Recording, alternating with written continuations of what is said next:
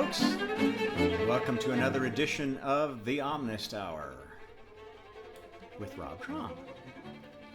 Today, we're going to talk about, well, I'll tell you the name of the talk and then I'll tell you what it means because it's probably going to be a little bit non-obvious to you, as it is obvious to me. I'm going to call this one The Singular Parting of Waters, an all-father-side chat for Ant-Aquarians. Ant-Aquarians. Okay, so what am I talking about here? Well, the things we're going to be touching on, singularities, and the singular interestingness of the times we're in, which I think many people have touched on from many different directions, and that's part of what makes us a scrambling bunch of ants, like I've asked an AI to paint for me behind me. I don't know that I'm all that impressed with its job as an impressionist, but it certainly conveys the busyness of ants drowning in what appears to be a flood. Yet another flood. Okay, parting of waters. Should evoke the memory of a certain passage in the Bible where the Hebrews were supposedly fleeing from the wrath of the Pharaoh, and Moses used his magic staff to make the waters of the Red Sea part and free the people from bondage in Egypt. That's another piece of the general theme that I'm going to be talking to you all about. Well, so what is an Ant-Aquarian? Well, the word normally means somebody who studies the past. And if you're one of the folks that's more engaged in what's going on right now, you're probably looking at the past and hearing a lot of different narratives about the past. You've probably heard something of the ancient alien narrative, which folks say is a better interpretation of a literal reading of the original text of the Old Testament. You've probably become aware of other particularly popular mythology about our past, such as the out of Africa hypothesis, such as the standard dating of the pyramids versus the possibly updated dating based upon especially looking at the Sphinx and saying, hey, wait a minute, this weathering doesn't look like desert weathering. It looks like water weathering. In fact, it looks like a long, long time of water weathering. When was this area last underwater or had that much rainfall that it was getting massive erosion of the stone structures? And this leads to a very different view of antiquity than the Egyptologists were comfortable with until maybe recently. They're starting to open their minds a little bit. Okay, so, but I spelled it Ant-Aquarian. And so that's kind of combining the themes with two other themes, that of ants in an aquarium, or ants dealing with the Age of Aquarius, which, if you're at all of a spiritual bent, you are aware of talk of this Age of Aquarius. Okay, so let's delve into it.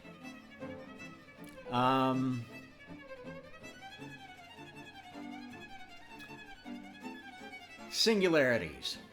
Okay, what is a singularity? A singularity is basically a point at which things converge, or a point at which things expand from. A black hole is one kind of singularity, although it's not exactly a point. It has a certain size, a certain radius, but from a long distance it looks like a point. And it certainly is a much denser collection of whatever's inside it than we see in stars, for instance. That's why we don't call a black hole a star, even though they result from certain stages of star development. What other singularities have you heard about? Well, there's talk of a singularity coming where man's technology surpasses man himself. This is the transhumanist singularity, if you will, that is being talked about by folks like L. Ron Hubbard, the creator of Scientology, by Raymond Kurzweil, folks that are actively promoting that, saying, well, it's inevitable. We're going to basically make ourselves obsolete, so we probably better do it in a way that preserves what we want. And there's others that are rabidly opposed to that and fighting that singularity. And that's kind of the nature of singularities. There's always forces fighting to keep singularities from happening, and forces fighting to accelerate them. This is kind of the nature of physics. For every action, there's an equal and opposite reaction. And contrary to what many of you may believe, that is something that is true in every law of physics. You don't get something for nothing. You don't move something with a force without that thing pushing back in some way. Now, what confuses people when we use spiritual force, when we use the force of our words, our actions, our notoriety, our money, to push things, we are tempted to think, well, there's no reaction to that. Especially among people that have a lot of something. The people that have a lot of influence, the people that have a lot of money, think, hey, I can push that because I have it. I wouldn't have it if I wasn't meant to be pushing it. Ipso facto, I must be some form of God that's entitled to use my godlike gifts in any way I want to. Well, I'm sorry, that is a pretty low consciousness way of viewing power. It's the way somebody who doesn't have the faintest idea of science, trying to use what they call science or logic. It's not the sharpest tool in the shed, not the highest consciousness person on earth. And in fact, the ones that are most abusive of power, most lacking in understanding of its consequences, are the ones that grasp it most readily. The most greedy, the most grasping, the most egotistical folks on the planet.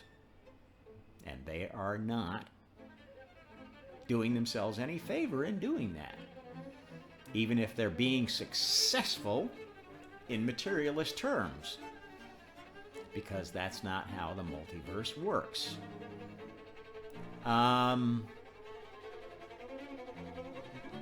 The Age of Aquarius is an age we're coming into.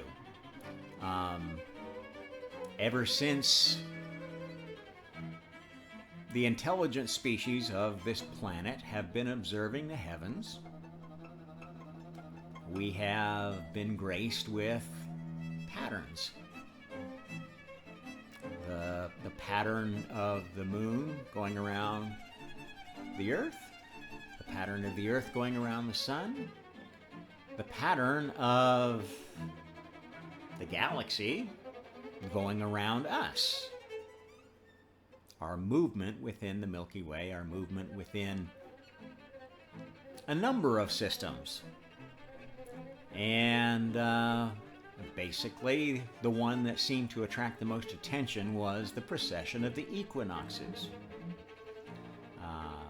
which is essentially what happens when you are going around the sun and the sun is going around elsewhere, because neither is the center of the universe, but they all participate in it.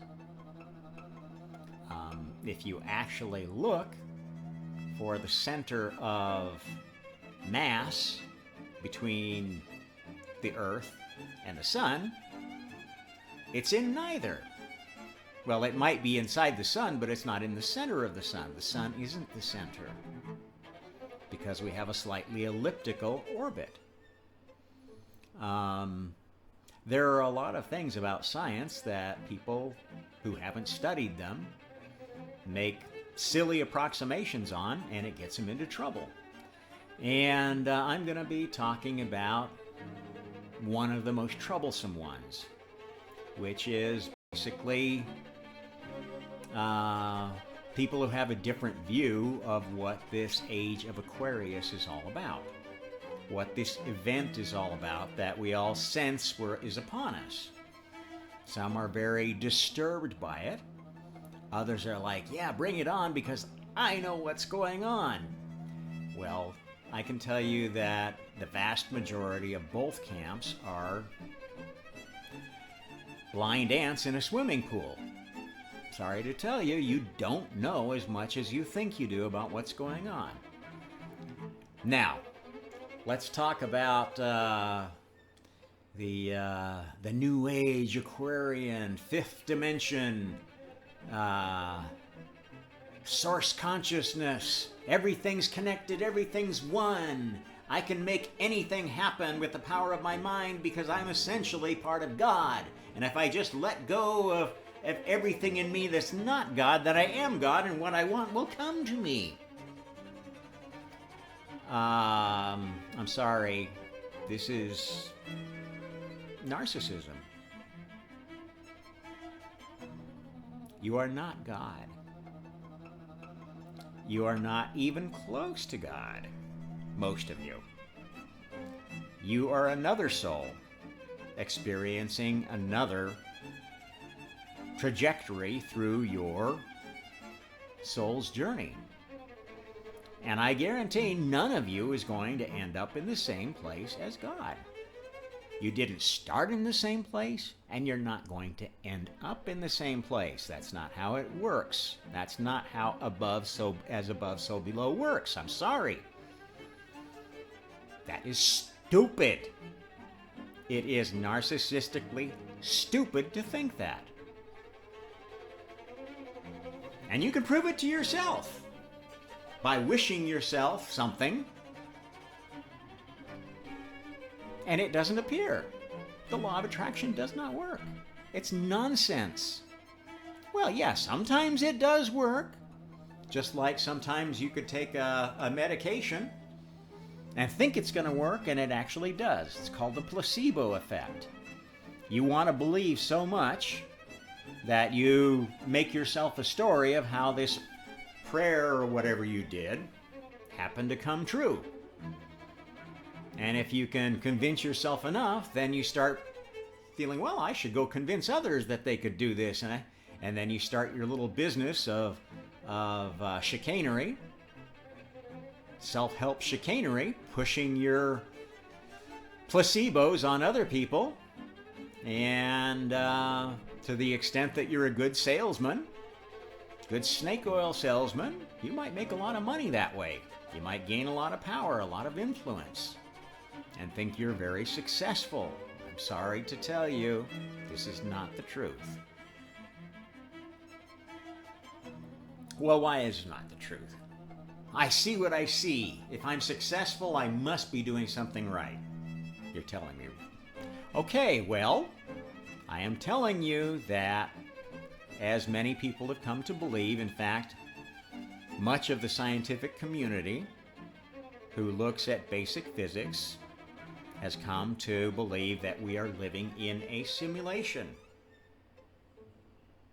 They don't know who put together the simulation or what the purpose of it is, and some posit that it's done to punish us. That's the Matrix version, Matrix movie version of this theory, which many of you are familiar with. That's a popular one because it makes for good suspenseful and exciting movies where you can have some bozo hero, everyman hero, defeat the ultimate bad guys, which is always a popular thing to do in Hollywood.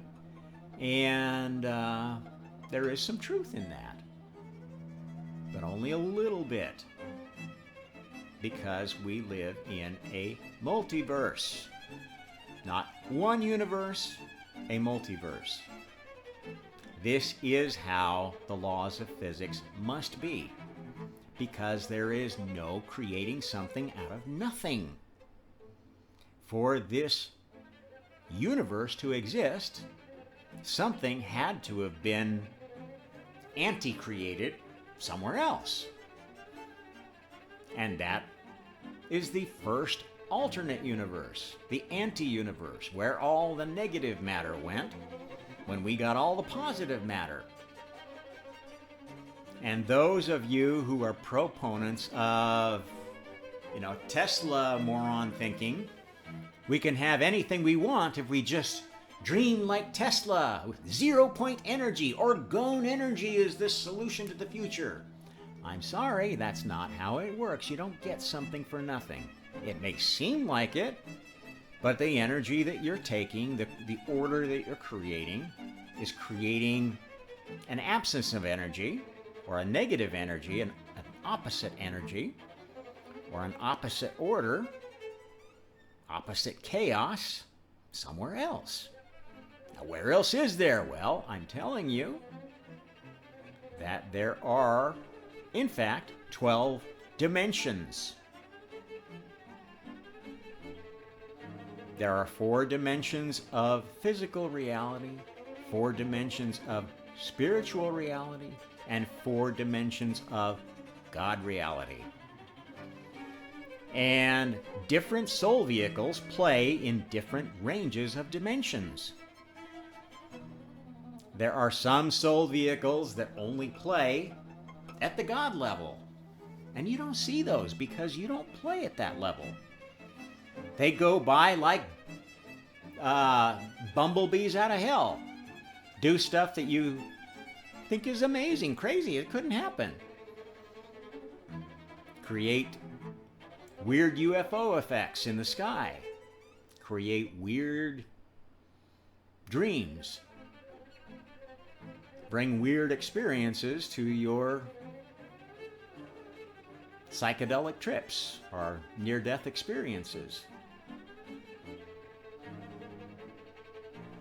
Now, does that mean that what they're giving you is not real? No, it is another reality, another simulation.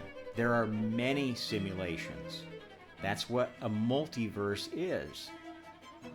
Many simulations, some of which are connected, some of which run completely isolated from each other.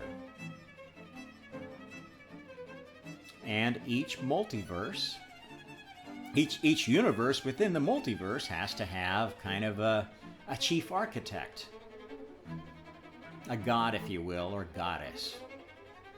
What that chief architect does depends on the universe. Some gods choose to be authoritarian micromanagers of everything. They control the vertical, they control the horizontal. They want to know exactly what's going on everywhere. And generally how they do that, if they're not stupid, and generally there aren't too many stupid gods around, is they attract souls to their universe with basically a dream of a dream. They let the souls that come to their universe dream out their dreams, have their fantasies in kind of a little mini universe within a universe, and they milk the energy that they generate in those dreams to the spiritual energy they generate to do what they want to do in the broader multiverse, to the extent that they can use their powers outside of their own universe, which is not something they have all that much control over. If a god wants to play in other gods' universes, they've got to play nice. They've got to play by the rules. Otherwise, they'll get kicked out of other universes. This is the absolute idiocy of the idea of cosmic oneness. Even gods need privacy. And I can promise you that the first creator, the one who started the multiverse and gave us these wonderful simulations to play in, to find our perfect place, likes his privacy too, just like any soul would. The best parent in the world, with 20 kids, wants to get away from the kids once in a while, wants to get away from their beloved spouse, or they will go crazy. And God's no different. All the gods are that way. Some are a little bit less nice than others, a little bit more bad-tempered. And those are the gods that you generally want to stay away from unless you're a glutton for punishment, unless you're a sadist or a masochist. And there are those. Those are definitely poles of narcissism. What people don't understand is narcissism is something that is endemic to all souls, to some extent or another. Either from the polarity of we want others to make us feel good so that we feel better about ourselves, or we want others to make us feel bad so we can feel like a victim and blame them for our own shortcomings. These are two poles of narcissism, and every soul has a bit of that. And that narcissism is turned into toxicity under stress. And this is, I don't know, are you feeling stressed out by this music and this image of ants fighting for survival behind me? Maybe. Maybe you can't take any more of this talk. But that's essentially what's going on in this universe at this time. Why? Now, some will argue that it's because God is a bad guy and is punishing the evil, and we just happen to be caught in the way. Some will argue, well, it's all an illusion. It's not real. It's not nothing happening here. Let me just sit back and meditate my way through this and not get involved. There are a lot of ways to view it. I'm not necessarily saying that any particular way is good or bad. What I am telling you is if you're doing it in a way that doesn't understand the multiverse and how it works, at least at a very basic level, your decision might be one you're going to regret. And when is the time we have the most regrets? Well, it's when this life is over and we realize that we've lost an opportunity to do something that we wanted to do that we may never get a chance to do again. And every soul faces this moment before death, whether they want to admit it or not. Even if you're prepared for death, there's still going to be a feeling of, did I do everything that I could have accomplished in this life? Will I give up opportunities that I'll never get again?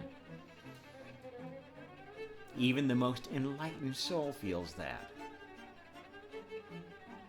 if they're being honest with you and honest with themselves. Because death is a transition. And you are never going to get exactly the same incarnation again. You don't get to play the game over and over and over with the exact same parameters. That's not how creation works. That's not how evolution works. And it's all a process of evolution. not a cyclical process where you get to keep playing the same game over and over again. I'm sorry, it doesn't work that way. That may be how some of the games you like to play on your Nintendo or PlayStation or smartphone work, but that's not the way the game of creation works. That's not the way the game of souls works. Unless you choose to let your god be one of these ones that lets you play in your fantasy world, and then you can play the same game over and over and over again, I guess, as long as you're giving them as much spiritual energy as they want from you to support their universe, their agenda, whatever it is. But they're going to be pushing you to give them more energy because that kind of a god wants maximum output out of his slaves. Because that's what you're effectively putting yourself into. You're making yourself a slave to a dream, a slave to an illusion. Now that's something you're free to do, but when you become a slave to an illusion, you are limiting your consciousness. You are saying, I believe this reality, and I'm not going to question it. That is a dead end to consciousness. It's saying, I don't want to play the game anymore. I just want to be in a comfortable spot and keep spinning my wheels in that comfortable spot. Okay, you can do that. You can try to do that. And sometimes you'll be successful. I call those incarnations vacation lives, where you can just kind of live out a life and everything goes pretty much as you expected. It's not full of super highs. It's not full of super lows. It's just like, yeah, this was okay. I didn't feel any more troubled when I got out of this life than when I came into it. And some of you might think that is nirvana. Okay, if that's what you want to do, that's what you can do, but you're not going to be doing that in a real universe where you're actually experiencing something useful. You've made a choice to play somebody else's game. You're not learning anything. You're not growing. You're not developing. You might as well be as unconscious as an ant, a worker ant, running around trying to interpret the pheromone sense of the distant queen to know what's required of you. And sometimes guessing right and getting a little pat on the back of a small share of the food that you found. And sometimes you'll get it wrong and you'll be swarmed by another hive that is fighting harder for that food than you are in your hive, and they're not coming to protect you because they don't give a shit about you. All they cared about was the energy you could provide to the hive. And this fifth level of consciousness, this first level of spiritual consciousness that so many Aquarian worshippers are jazzed up about, is just the first inkling of spiritual awareness. The first inkling of spiritual awareness is basically the first step beyond the beast level of awareness, the physical level of what's in it for me, what's in it for my genes, how do I survive, how do I make sure my genes survive in the next generation. This is animal consciousness. And yes, there are many humans living at an animal consciousness level. And that's okay. That's nothing wrong with that. That serves a purpose. We need animals. Why? Why do we need such people in a society? Because those are the ones that take the risks. They take risks to save their families. They take risks to save themselves. And sometimes those risks give us something new, create an event, create a series of events that's useful for the whole species. And one of the more conscious folks probably would have thought more before they did what the lower consciousness one did, and wouldn't have acted quickly. Sometimes you need somebody that's able to just follow orders and push the button when they're supposed to. And sometimes you need somebody who's going to think first. And if you think that you don't need both, you are stupid. You are low consciousness. You are, at best, one of these Ant-Aquarians who thinks, oh, I've hit 5th level. I'm in the 5th dimension. I'm going to the new Earth, and anything I do now is just gravy. You're a dunce. I'm sorry. You're a beast with imagination, effectively. Not trying to be so harsh on you, but many of you are so harsh on others in your little echo chamber of first spiritual awareness. And you are adding to the distress of this whole ant colony by getting all worked up over whatever your hot button issue is. Because sometimes your hot button issue is important and sometimes it's not. Okay? Now some of you are all wrapped up in the idea that the world is going to hell because we don't eat well. We need more natural food. We've got to eliminate the food industry and take all the additives out, and everybody eats vegetables and fruit and nothing else, grown organically and in the perfect natural way. This is a toxic attitude. This soul vehicle was designed to be an omnivore. It was designed to be adaptable, to be able to deal with adversity, to be able to deal with whatever diet it happened to find around. Now, not that that was optimal and that you couldn't improve your diet, but to the extent you want to turn the species into a monoculture that only has the diet that you prescribe, you are making the species weaker in the long run. You are working against the real workings of evolution, making the species more brittle, not more fit, more brittle. Fitness is in adaptability, as I talked about last time, not in perfection. If you're trying to make anything perfect, and you think that that's the answer, is perfection, my perfection, well, let me tell you, you can't perfect one thing and not have it screw up something else. Not without a lot of testing, and that's what the multiverse is about. It's a test environment to allow every soul at every level of consciousness the chance to do some experimentation and testing of ideas, of worldviews, of ambitions, of dreams. And a failed test can be very toxic. It can kill the subject. But if somebody wants to kill themselves with their dream, who are you to stop them? As long as their dream isn't killing others. Then we got a problem. Then there's karma involved.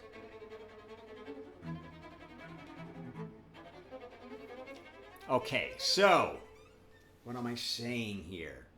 Now, some of the Ant-Aquarians think the answer to this comes from the teachings of Buddha. We are all one. We need to just get rid of our karma by getting rid of our identity, our ego, who we are. Oh, it's an illusion. That's not who we are. We're really Source. I'm sorry. This is a philosophical justification for whatever you want to do. And if you look at Buddhist leaders, you will see that there's some very dark people among those gurus and sages and the lamas who feed off others' spiritual energies. They feed off other people's efforts and don't really offer much in return than stale old platitudes that everybody's heard before that, yeah, it's nice to hear that, but it's not actually true when you actually go out into the world and deal with other souls. In fact, if you follow the instructions of the Dalai Lama, you get your empire, your little universe taken away from you, like he did.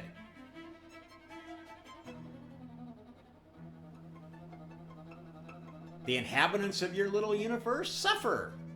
Even if you don't, even if you're jet-setting around giving talks and attending conferences and feeling like you're making a difference because a bunch of morons up at the top are listening to you when they're talking about moronic things to do about what they perceive as humanity's problems.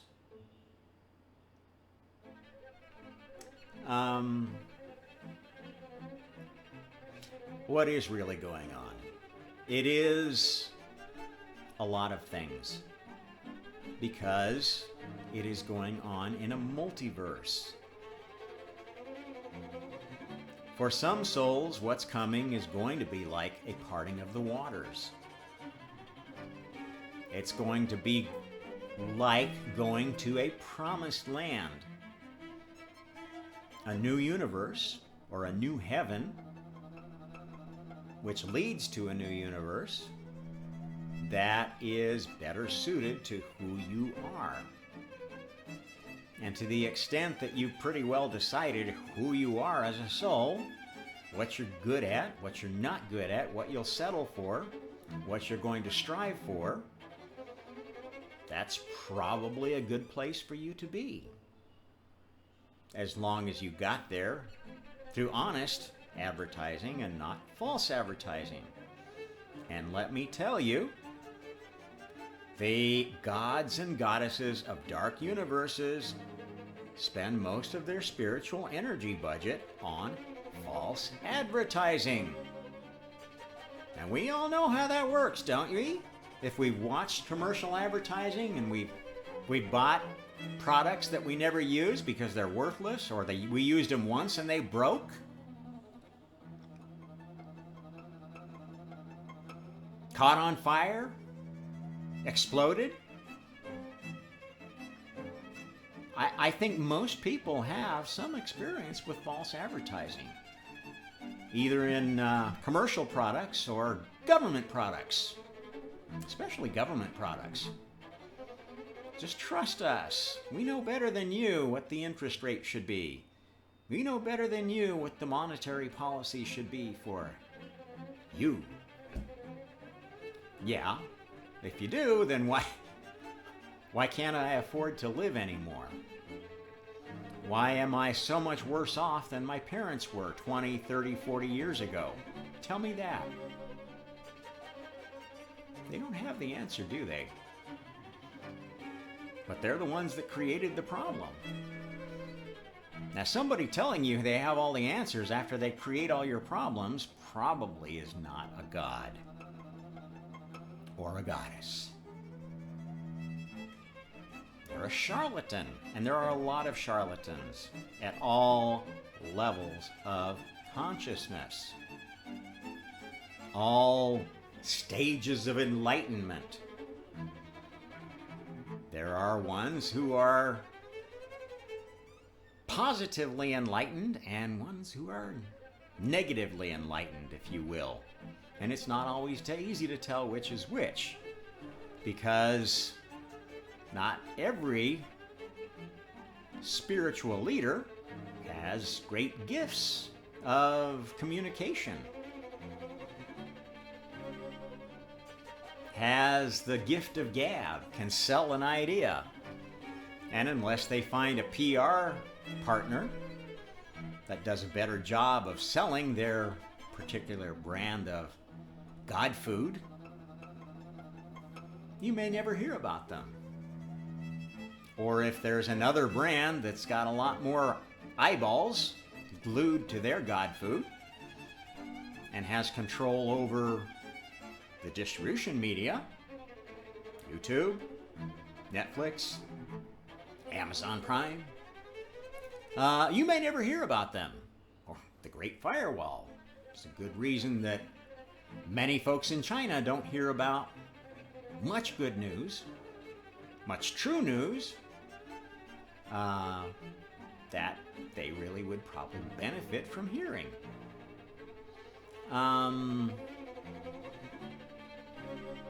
What I'm here to tell you is that this is all part of a process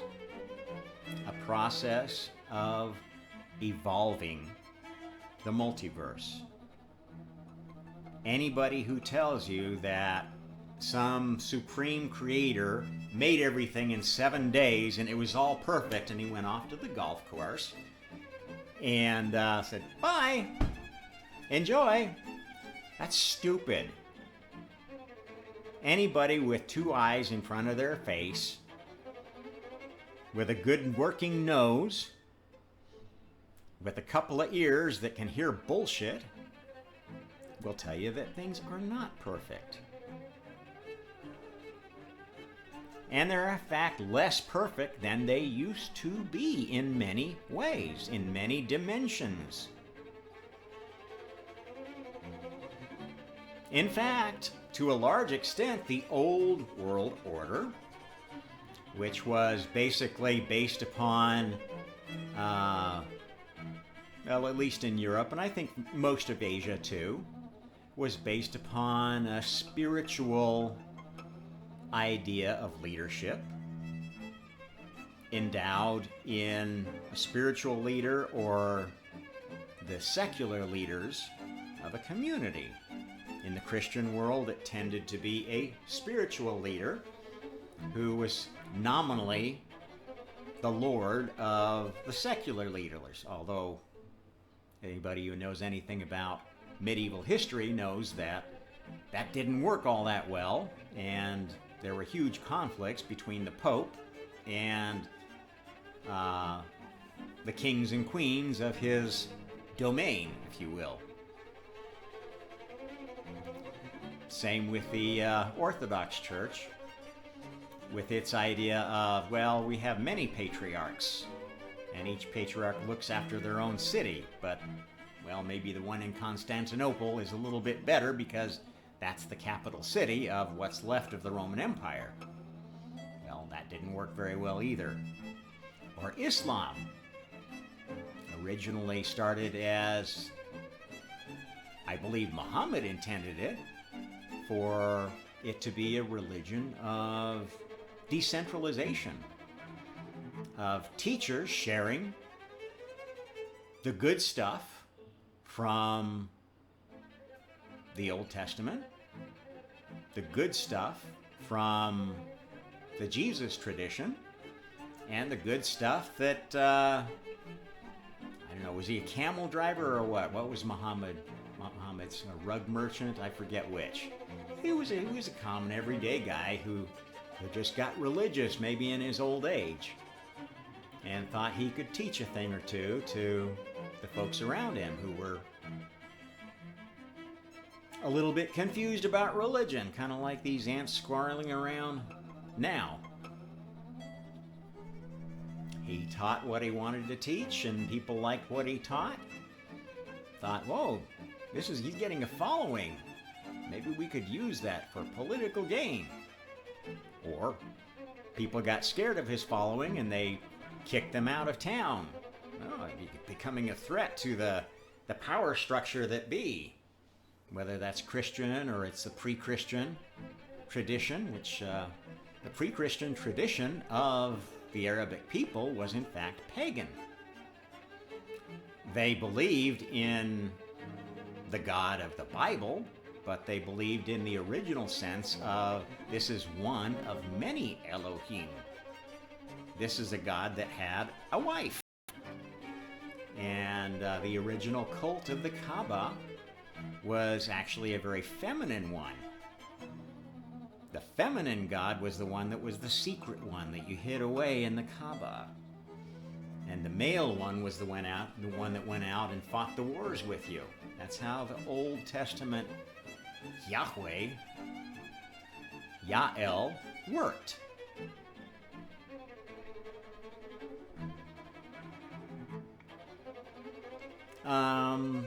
Yeah. So what I'm telling you is broaden your horizons.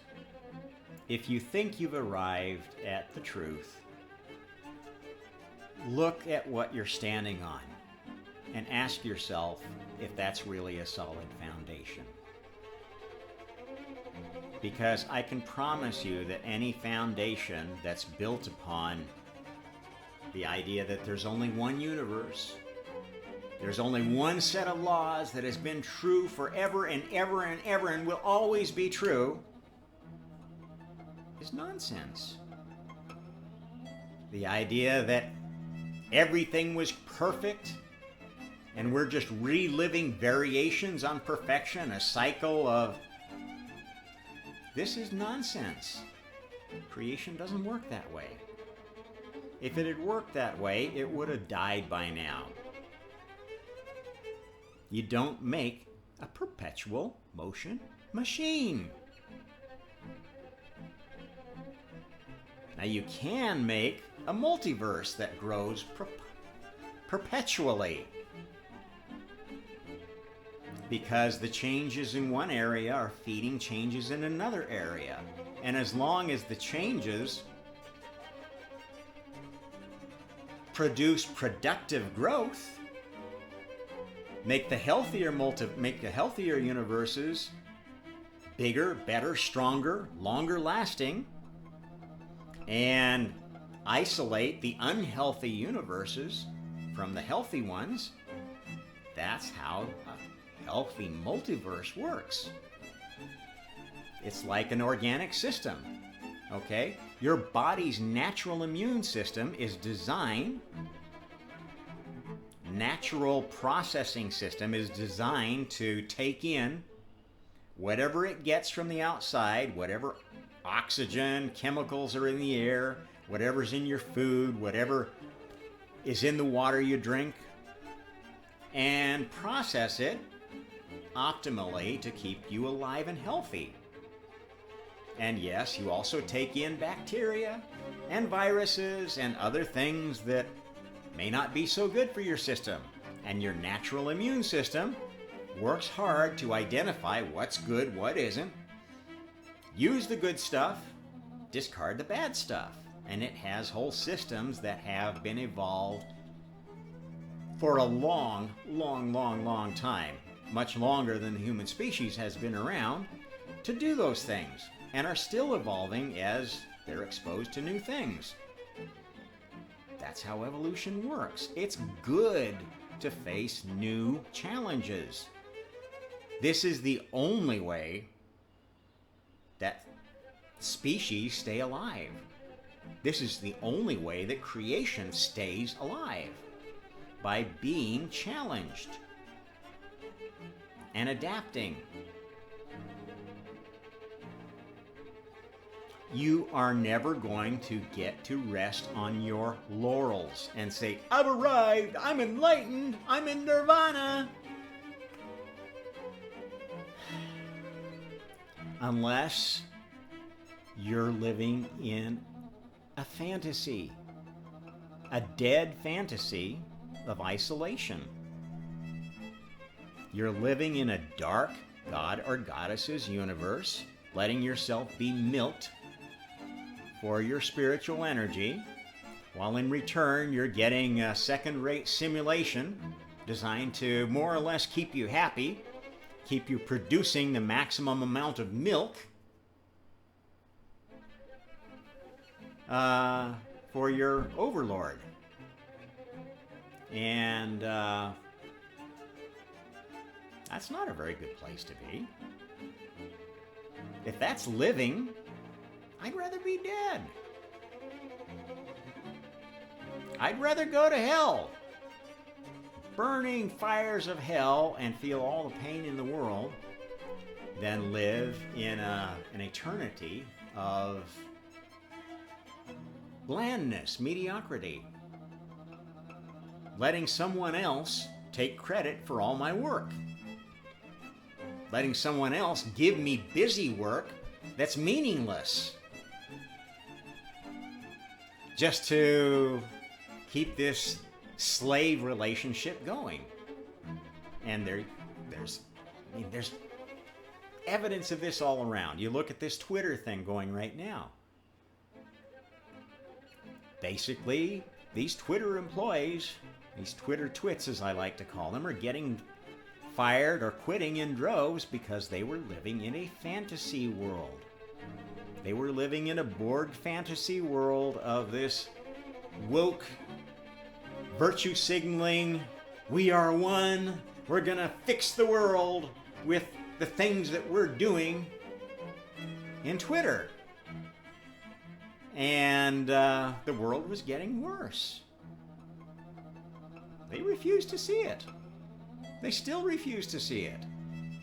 Now, I'm not saying the world's going to get better under Musk. Could get even worse because Musk is not God. Not even close. He may be the richest man in the world at the moment, but that moment could change like that. That's how this time is.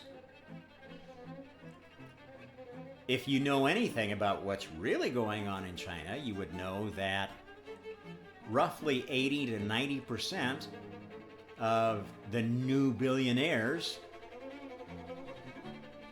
from the China miracle have nothing now.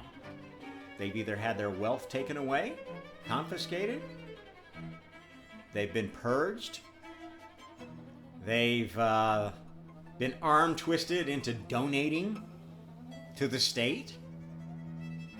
Well, some of them have been smart enough to escape to other countries, are still being followed by their home country. This is part of the impetus of these police stations that China's opening up all over the world. They're not only spy centers, but they're also designed to try to get those folks that absconded with public money. And in a communist utopia, everything is public money, to another country. And to some extent, what they're doing is maybe the right thing to do.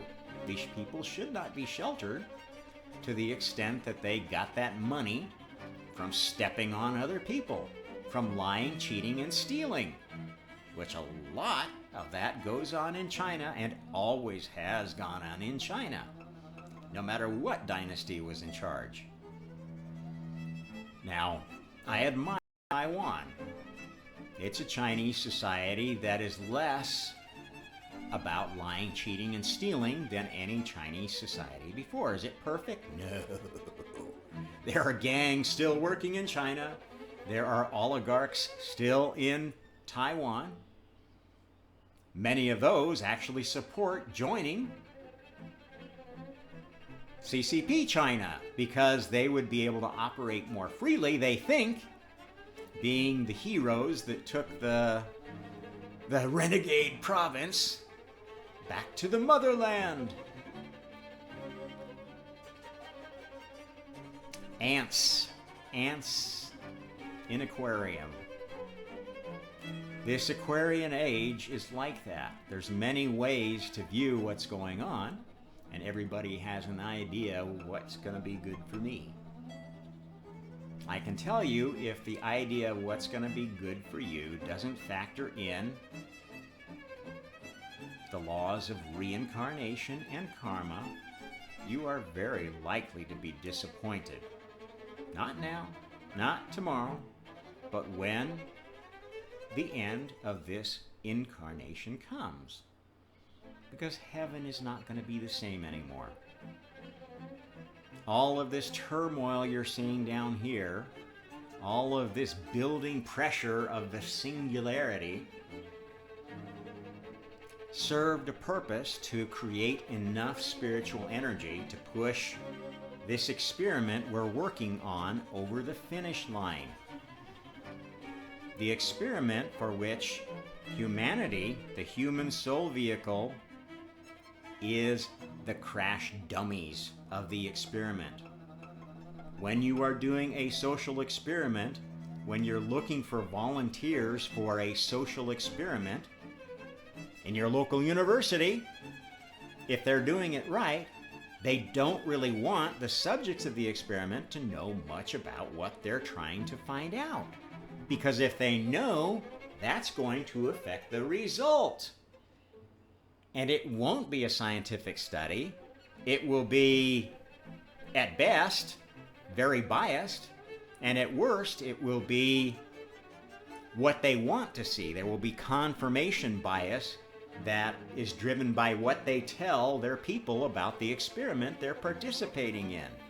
And there are a lot of shitty-ass scientists doing that kind of experiment, trying to prove some woke junk about how they believe society would work, mostly in support of Marxist ideals, but also in support of capitalist ideals.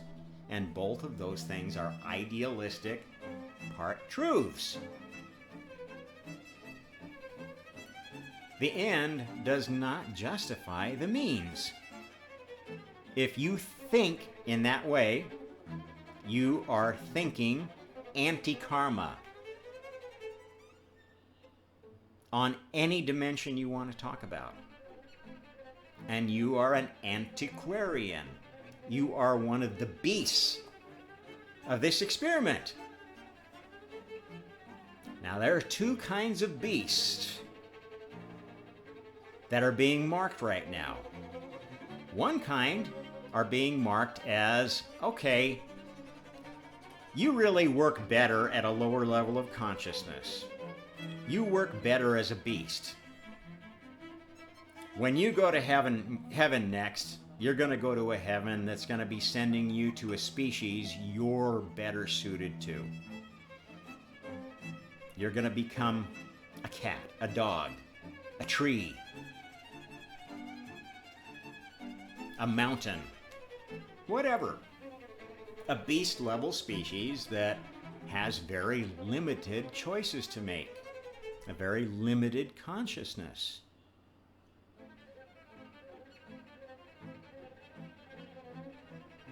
Now, there's another variety of beast who are like the carnivorous beast, the destructive beast.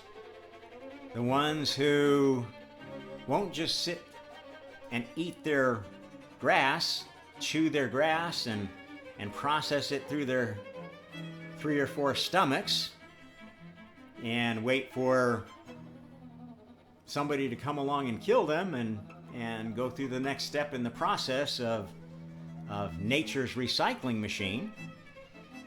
These are the beasts that think they drive the machine. They think they're gods.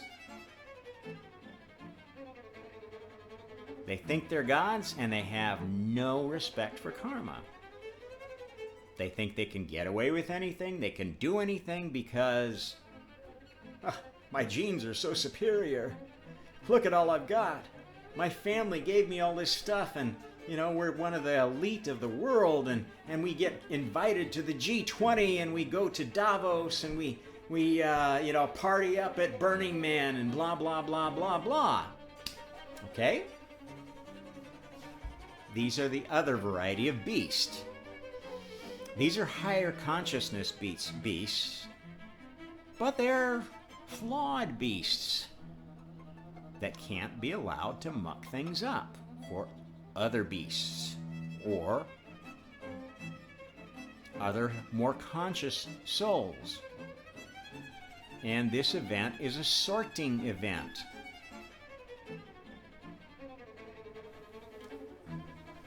The only way that you can police souls without restricting their free will is to basically let them define their own punishment, develop their own hell, their own heaven. This is how it works. And it has been tested here on this planet for a long time, for many versions. The first version, the 0th version of karma, was kind of like the honor system.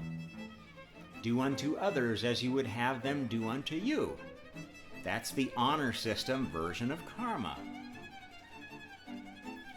Now, anybody who knows anything about how that works knows it doesn't work for real souls. Because some souls are real heels. They will take advantage because they don't give a damn about karma. Even if they know it exists, that, well, you know, I've burned so many bridges, I might as well burn a few more.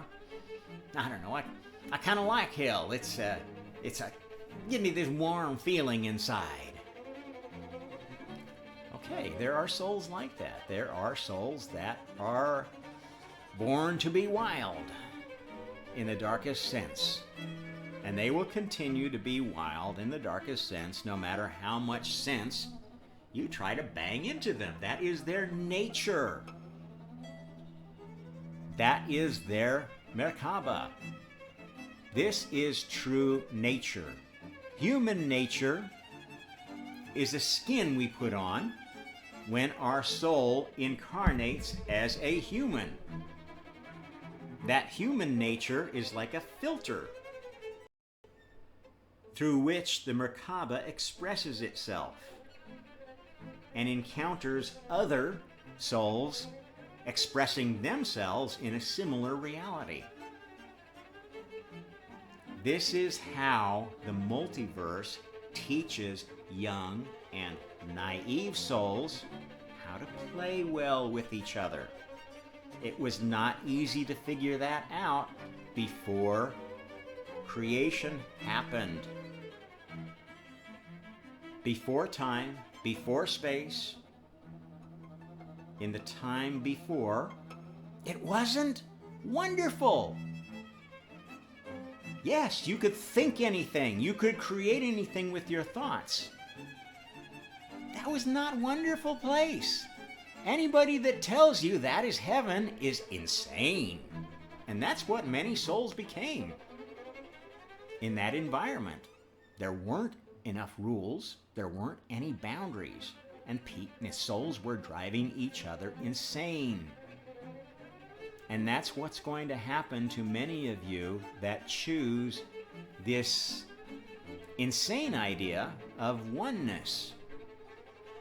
You're going to be so goddamn connected to everybody else, they're going to know exactly what color shit you have every day.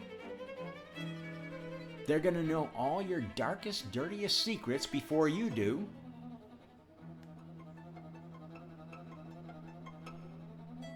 And you're going to know theirs, which is even more painful. And you're going to be damn tired of being one, being connected, being part of Source. That's not a pretty universe to be in. And I'm warning you, that's what you're going to get. It's a warning. It's not a threat. It's a warning. You don't believe me? Don't listen to me. If you're sure, oh, it's all love, light, and oneness at Source. When I get back there, ooh. Okay, go ahead and believe that. Don't say you weren't warned. This is what I'm doing, is warning you that you have not arrived at enlightenment. You have not arrived at perfection. If you haven't struggled to get where you are, to get to a level of understanding higher than you ever had before, you are not enlightened. You are a virtue signaling twit. a spiritual bypassing fool. I'm sorry. I'm saying that in the nicest way that I can think of that might have a chance of getting through your thick skulls. You are not helping. You peaceniks that think peace and love is everything. God is love. I'm sorry. This is one of the stupidest, lowest consciousness statements you could possibly make about the Creator, the first Creator. You are projecting your narcissistic vision of God onto God. Now, how stupid is that? You think God wants your worship that way? You think God needs you to go, ooh, ooh, ooh, love, love, love, give us love, give us love, give us love. You're insane. You're positively, absolutely insane. It is not useful.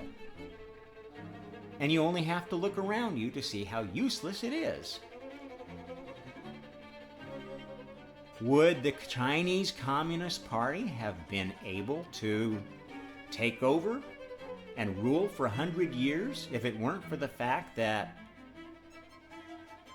the people that it conquered, that it uses and abuses, weren't already just really happy with being used and abused by previous virtue signaling dynasties who hung their hat on Buddhism or Taoism or blah, blah, blah, blah, Confucianism.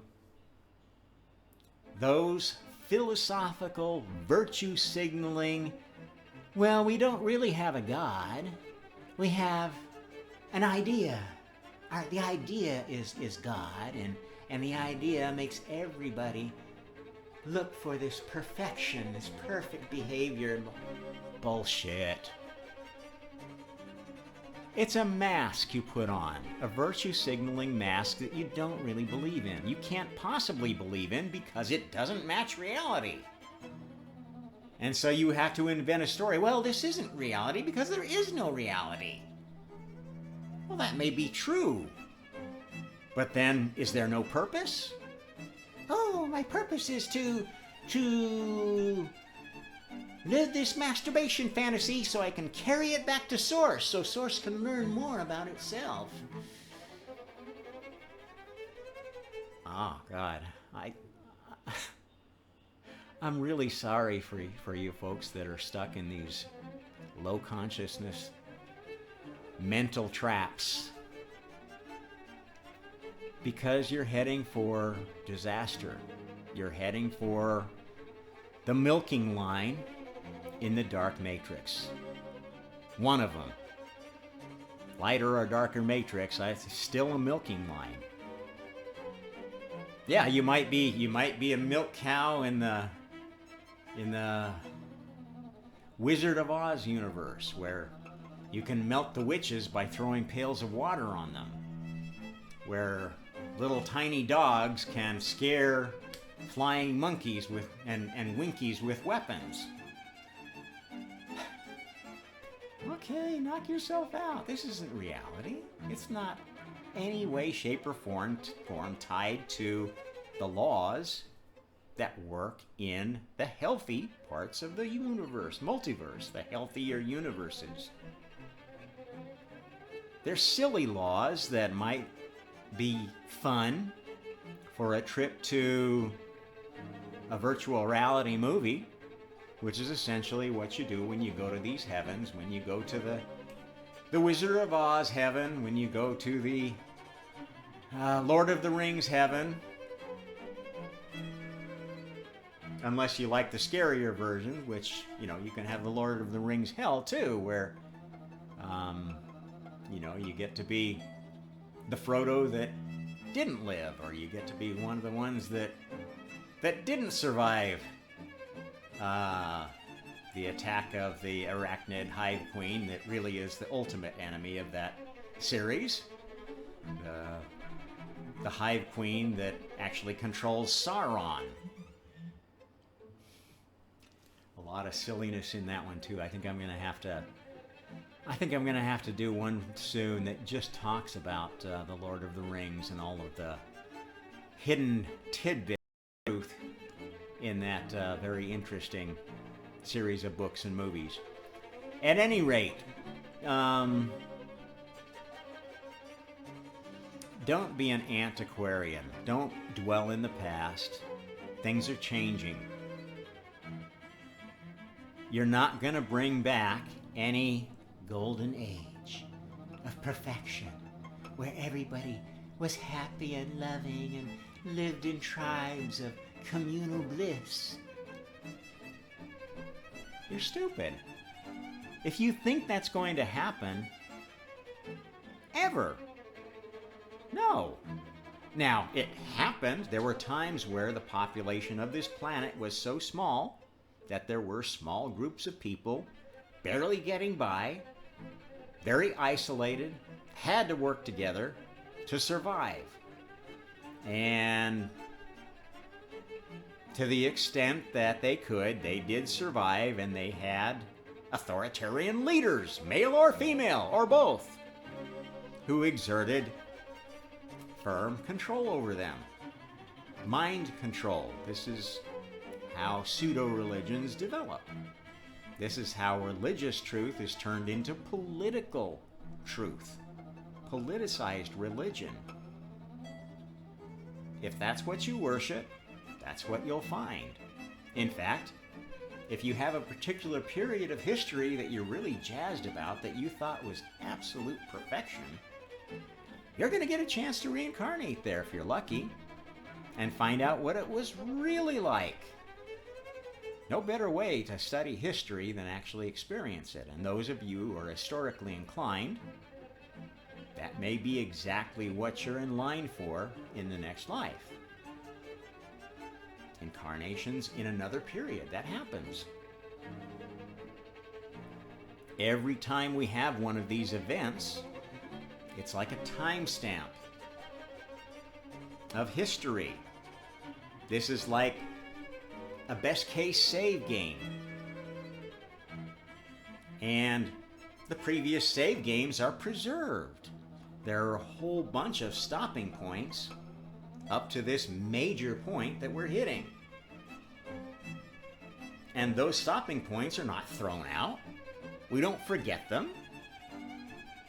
This is what the truth of the Akashic records is. Those are all preserved as starting points, as the starting point of universes of gods that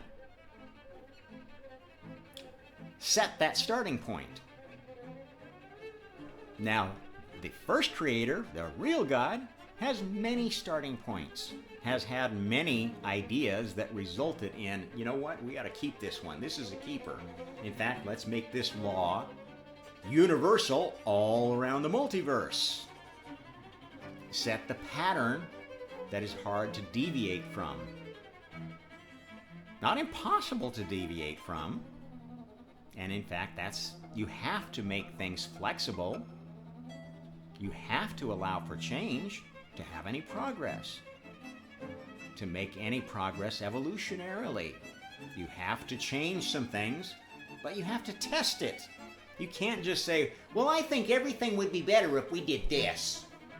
And then go do that and hope for the best, which is a lot of what goes on with low consciousness political ideals. Anybody who thinks communism just hasn't been done right yet,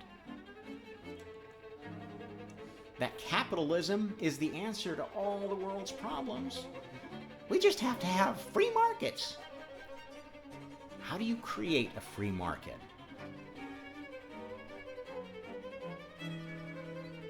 By killing anybody that's opposed to your free market? By ensuring that they are starved out of it because it won't stay free unless we have a little less freedom for those who don't deserve it. I mean, any ideology based upon social Darwinism is stupid. Social Darwinism is a dumb oversimplification of evolution. And I can prove that. And I do prove that all the time by talking about creation, about how creation needs a multiverse. You physicists who are saying, well, I don't think we need the multiverse theory. It's just a kind of a big cop-out. You stupid idiots. You're going to keep banging yourself against your one universe materialist theories until your dumb foreheads are so flat, you might as well be planarians. I'm going to be very blunt with most of humanity. You're not going to get out of this alive. Sorry. You're not going to live forever in an android body. You're not going to replace every organ over and over and over again and achieve immortality. You've already got immortality in your soul. And you're more afraid of living forever with the soul than trying to preserve the soulless vehicle that you've become. You got to get past your programming. And yes, you are heavily programmed. Anyone who uses the term critical thinking is basically saying that they have been programmed. Critical thinking is the thinking of programming. The whole idea of postmodernism, the intellectual basis for postmodernism, for the death of God, is the idea that we can program people to be better in whatever way we define better is. Now you see where that might be a bit of a karmic problem? Because I tell you, the cardinal karmic sin is tyranny. Programming other people, other souls, is tyranny. You are taking away their free will and replacing it with programming.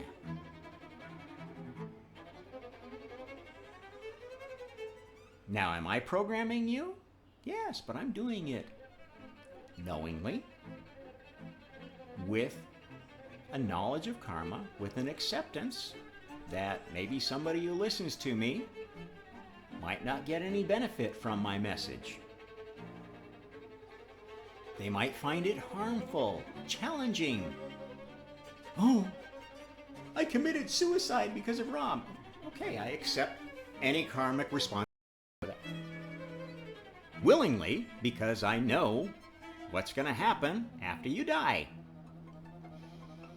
You're going to go to a very different heaven or hell than you expected.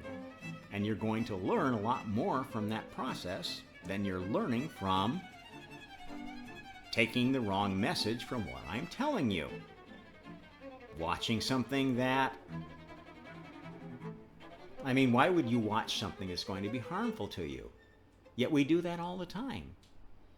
We have people watching miniseries that are melting their minds with silly ideas that are destroying their humanity, destroying their identity. I don't see them suing the media. I don't see them calling out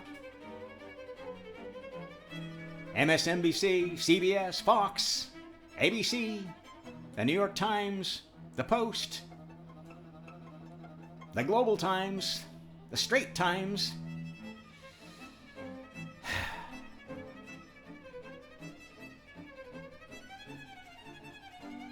This was really good music to pick for this discussion. I don't know if you enjoyed it, but I found it therapeutic, cauterizing to talk about this. And with that, I think I'll wrap this one up. This is Rob Trump with the On This Hour. Like, share, subscribe. If you think this might be useful to other people, pass it on. Go take a look at some of the other titles. If this one doesn't appeal to you, some of the other stuff may. I hit a lot of subjects from a lot of angles. As you will discover, that is actually how you will learn something. You will not learn something from reading in an echo chamber, from deciding what the truth is first and criticizing anything that doesn't match what you know is the truth. That's critical thinking. That's not open-minded thinking. That's not how it's supposed to work. That may be how it worked in Eastern systems of philosophy. It's not how it's supposed to work. Eastern philosophical religions are designed to blinder people, to confuse them with illusions and delusions that make it easier for them to be controlled and manipulated. This is how China achieved what stability has ever had throughout history. This is how India achieved whatever stability it had throughout history. These were not enlightened ways of viewing the world. The caste system is not enlightened. The Confucian system of virtue signaling service to the emperor while you're pocketing as much as you can on the side and hiding it overseas, usually. This is not virtue. This is not a good way. This is not the way of the future. Postmodernism has been trying to integrate these other systems of thought, other traditions into the tradition of the Renaissance. Now, what was the Renaissance all about? It was a rebirth of open inquiry. Looking at, well, gosh, we've been basing all of our science on Aristotle and Plato. But there were a lot more Greek philosophers and scientists and whatnot who had different opinions. Let's see if we can find their works and see if there actually was any merit to what they said instead of treating Aristotle as dogma.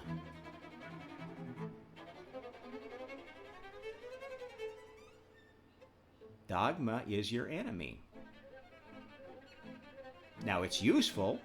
It's not to be thrown out or changed because dogma contains some truth. It wouldn't have lasted so long if there wasn't some value to it.